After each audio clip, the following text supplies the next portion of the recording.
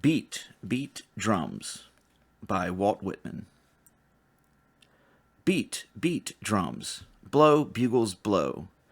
Through the windows, through doors, burst like a ruthless force into the solemn church and scatter the congregation into the school where the school is studying. Leave not the bridegroom quiet. No happiness must he have now with his bride, nor the peaceful farmer any peace, plowing his field or gathering his grain. So fierce you were and pound your drums, so shrill you bugles blow. Beat, beat, drums, blow, bugles, blow, over the traffic of cities, over the rumble of wheels in the streets, our beds prepared for sleepers at night in the houses. No sleepers must sleep in those beds. No bargainers' bargains by day, no brokers or speculators. Would they continue? Would the talkers be talking? Would the singer attempt to sing? Would the lawyer rise in the court to state his case before the judge? Then rattle quicker, heavier drums, you bugles, wilder blow. Beat, beat, drums, blow, bugles, blow. Make no parley. Stop for no expostulation.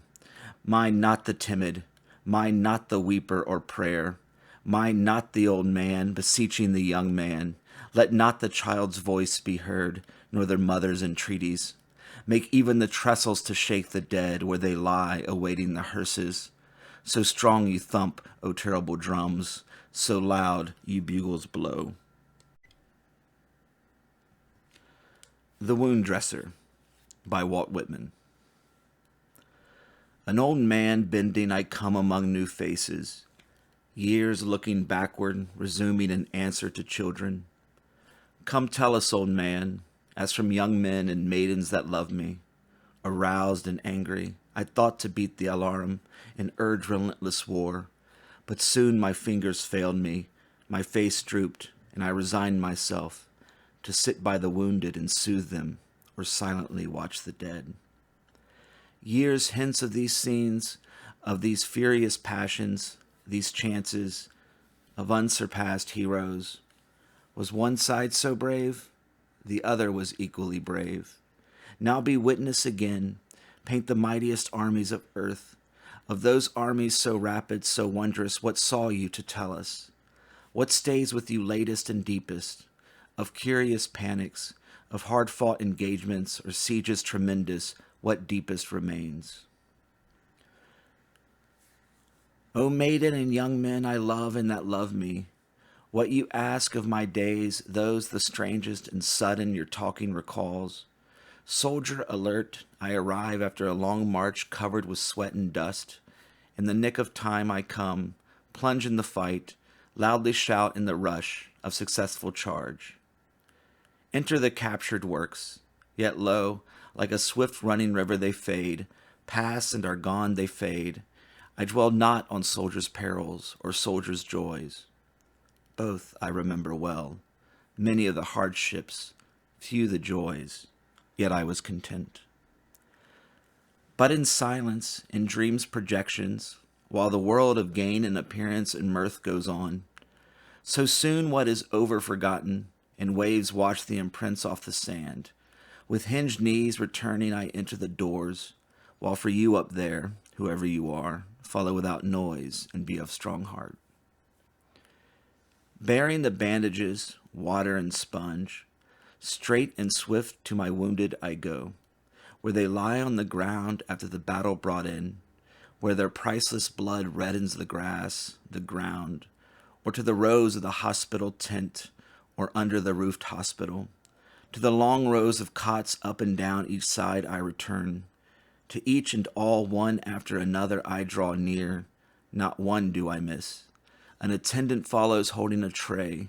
He carries a refuse pail, soon to be filled with clotted rags and blood, emptied and filled again. I onward go, I stop.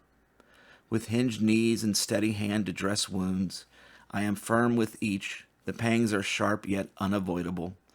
One turns to me his appealing eyes. Poor boy, I never knew you. Yet I think I could not refuse this moment to die for you, if that would save you. On I go, Open doors of time, open hospital doors. The crushed head I dress. Poor crazed hand, tear not the bandage away. The neck of the cavalryman with the bullet through and through I examine. Hard the breathing rattles, quite glazed already the eye, yet life struggles hard. Come, sweet death, be persuaded, O beautiful death, in mercy come quickly.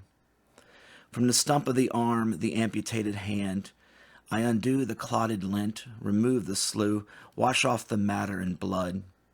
Back on his pillow, the soldier bends with curved neck and side, falling head. His eyes are closed, his face is pale. He dares not look on the bloody stump and has not yet looked on it. I dress a wound in the side, deep, deep. But a day or two more, for see the frame all wasted and sinking, and the yellow-blue countenance see. I dress the perforated shoulder, the foot with the bullet wound, cleanse the one with the gnawing and putrid gangrene, so sickening, so offensive, while the attendant stands behind, beside me, holding the tray and pail. I am faithful, I do not give out. The fractured thigh, the knee, the wound in the abdomen, these and more I dress with impassive hand. Yet deep in my breast of fire, a burning flame. Thus in silence, in dreams' projections, returning, resuming, I thread my way through the hospitals. The hurt and wounded I pacify with soothing hand. I sit by the restless all the dark night. Some are so young, some suffer so much. I recall the experience sweet and sad. Many a soldier's loving arms about this neck have crossed and rested. Many a soldier's kiss dwells on these bearded lips. Dulce et Decorum est, by Wilfred Owen. Bent double like old beggars under sacks, knock-kneed, coughing like hags, we cursed through sludge, till on the haunting flares we turned our backs, and towards our distant rest began to trudge. Men marched asleep, many had lost their boots, but limped on, bloodshod. All went lame, all blind, drunk with fatigue, deaf even to the hoots of gas shells dropping softly behind. Gas, gas, quick boys, an ecstasy of fumbling, fitting the clumsy helmets just in time, but someone still was yelling out and stumbling and floundering like a man in fire or lime, dim through the misty panes in thick green light, as under a green sea I saw him drowning. In all my dreams, before my helpless sight, he plunges at me, guttering, choking, drowning.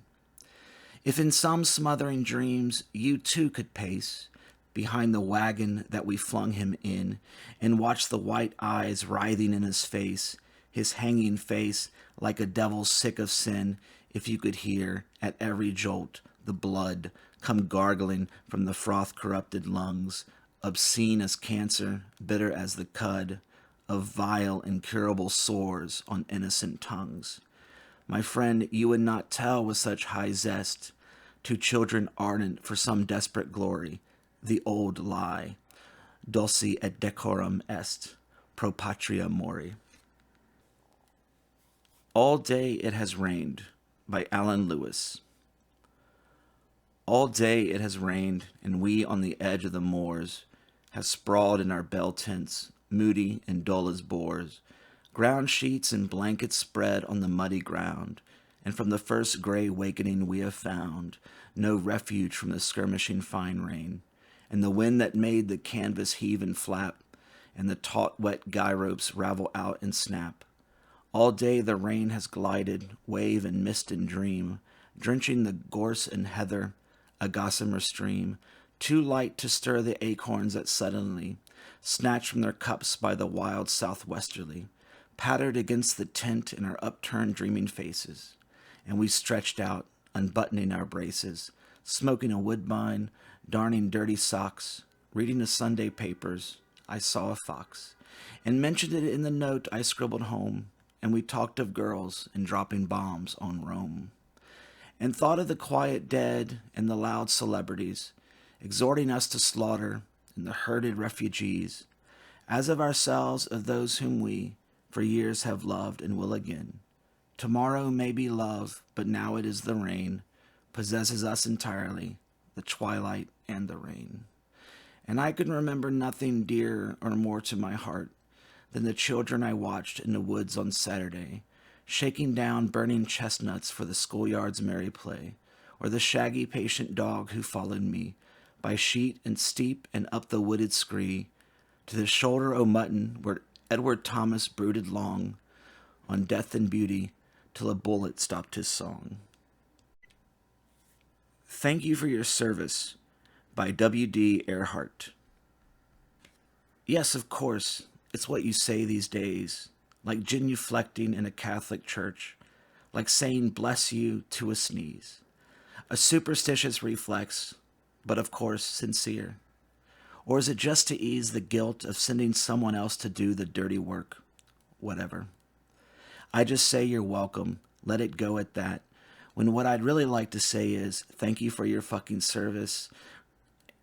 Thank you for my fucking service in that fucking war I've dragged from day to day for 50 fucking years like a fucking corpse that won't stay dead. That fucking nightmare that my fucking country told me was my fucking patriotic duty to fight. For what exactly do you think you're thanking me? Service to my country, you empty-headed idiot. You think I want your thanks for what I did? You shallow, superficial twit. You've no idea what I did, or why, or what it cost to people who had never done us any harm, nor ever would or could. You can take your thank you for my service, shove it where the sun doesn't shine. But you wouldn't understand. You'd only get insulted if I told you what I'd really like to say. So I just say you're welcome, smile, walk away. Plaza of Ash by Nasser Rabah. Now that the news is furious, my heart is pale, and my blood is dust.